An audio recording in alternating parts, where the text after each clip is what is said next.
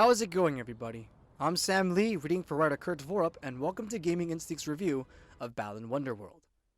One of the hardest things to grasp as a critic, or even a general fan of creative media, is that sometimes talented people with the best of intentions will drop the ball in spectacular fashion. Great filmmakers have churned out wretched movies, compelling authors have released dreary novels, and beloved game designers have produced awful video games. This hard truth is once again proven correct with the release of Balan Wonderworld. Made by a team of veteran developers and backed by a major publisher, Balan Wonderworld had what it needed to succeed. Yet, at every turn, it fell short of its aims. Its pleasant fantasy atmosphere can't disguise the shallowness of narrative content, nor can it make up for infuriating choices made with regards to regular gameplay. The sheer pileup of poor decisions is staggering, raising vital questions about how things went so wrong. Wonderworld's missteps begin right out of the gate with the introduction of its selectable heroes. Players can choose whether to play as the girl Emma or the boy Leo, neither of whom are defined in-game beyond their basic role as protagonists. In fact, outside of the game's opening and closing cutscenes hinting at their motivations, neither display any personality or work toward any meaningful character development.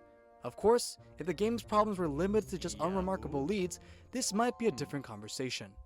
Alas, the game's opening sequence makes clear how committed it is to this creative direction.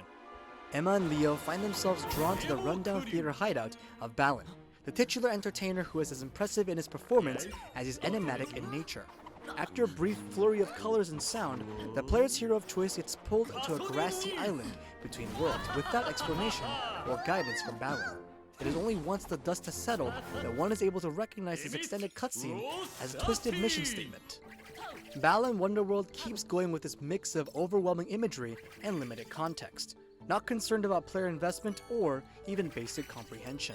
The first world alone bombards the player with curving level maps, a sudden introduction of another character with their own backstory, and a boss fight that concludes with a musical number.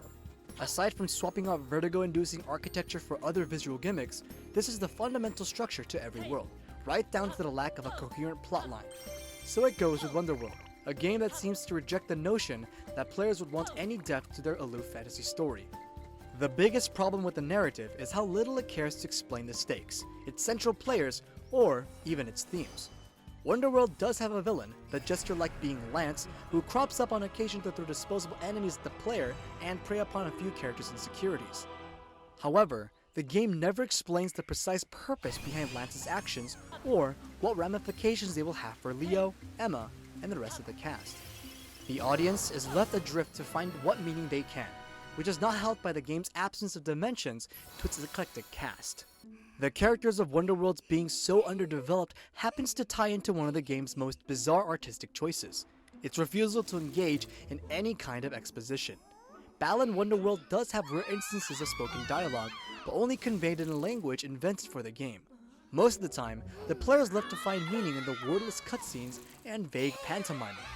As we're never given a clear sense of why characters act the way they do, it's therefore difficult to care about what fate befalls them. These questionable narrative decisions all build to a climax that feels at once unearned and hollow. The final battle and what it implies about the hero's alleged personal arcs are predicated on the audience being invested in the hero's plight. It tries to recontextualize the entire game as a story about friendship persevering over personal strife, but the rest of the game doesn't do the legwork to back up this assertion.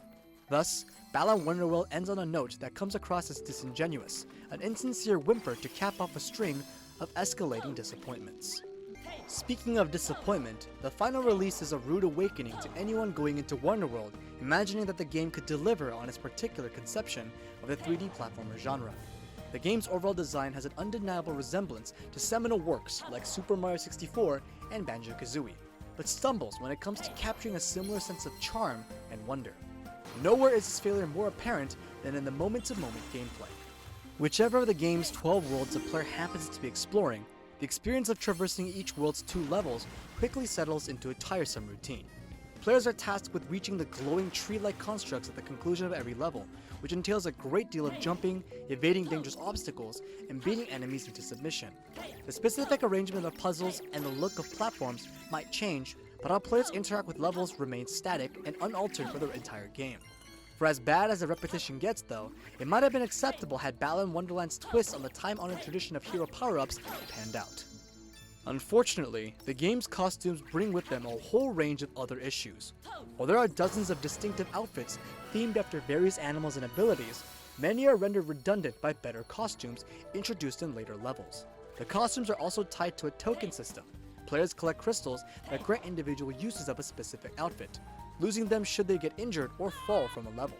One wonders how the infuriating nature of the costumes managed to slip past everyone involved in the game's production. Compounding the problem further, few of the game's worlds manage to overcome a habit of overwhelming the player with traps and infuriating platforming. Many levels feature environmental hazards that can't be leapt over with ease, enemy placement that forces the player to risk falling to their death, and checkpoints that are spread too far apart. It's a miracle when a given player can find any moment of joy amid the harsh level design. That having been said, Balan Wonderworld does on occasion manage a degree of basic competency with its world design, which can keep the player going for a time.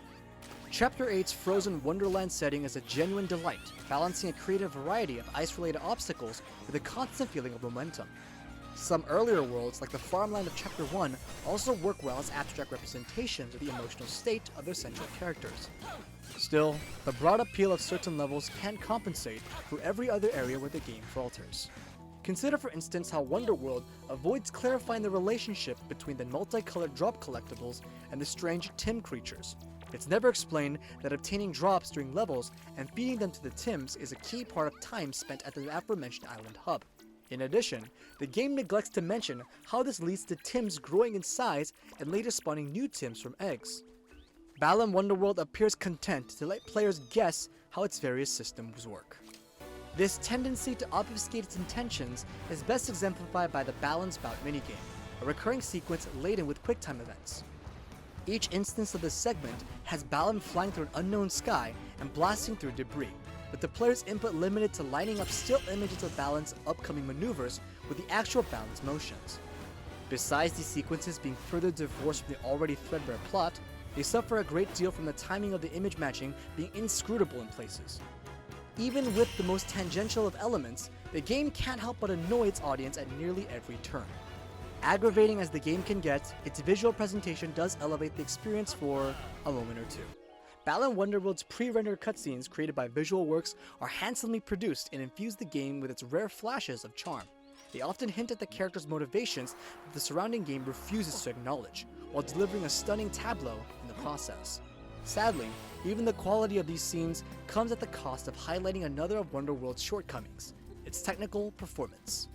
For many console players, it's an unfortunate reality of game development that Balan Wonderworld looks and runs worse depending on one's system of choice.